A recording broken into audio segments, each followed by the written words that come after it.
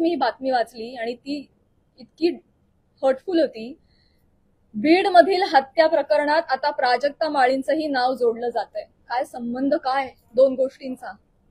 आपण काय हेडलाईन्स करतो त्याचा समोरच्या माणसावर. ही माझी आई रात्रभर झोपली नाही, 1.5 महिना, मला वाटत नाही तिला शांत झोप लागली असेल.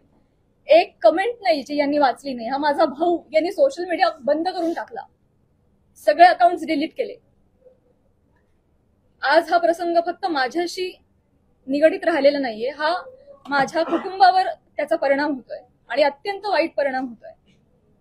समाजामध्ये अशा पद्धतीनं प्रतिमा डागाळली जाणं एका मुलीची, आणि स्पेशली फिल्म क्षेत्रामध्ये काम करणाऱ्या मुलीची, ह्याला तोंड देणं अजिबात सोपी गोष्ट नाहीये. तुम्ही सगळेजण हे समजू शकता. तर तुम्हाला सगळ्यांना ही विनंती आणि माननीय मुख्यमंत्री साहेबांना ही विनंती की त्यांनी याबाबत काहीतरी ठोस कारवाई करावी. बेसलेस पुरावा कुठलाही असल्याशिवाय कोणीही बातमी करू नये अशा पद्धतीचे त्यांनी आदेश द्यावेत. या निमित्तानं मी करुणाताईंना सुद्धा विनंती करू इच्छिते आणि हे सांगू इच्छिते की तुम्ही स्वतः एक महिला आहात. तुम्हाला महिलांना होणारा त्रास तुम्ही समजू शकता.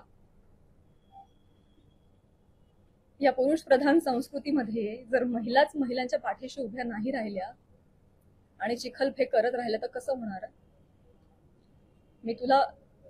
मी सांगू इच्छिते की तुम्हाला जी माझ्या बद्दलची माहिती मिळाली आहे ती अत्यंत चुकीची आहे. तुमच्या माहितीचा जो स्रोत आहे तो चुकीचा आहे करुणाताई.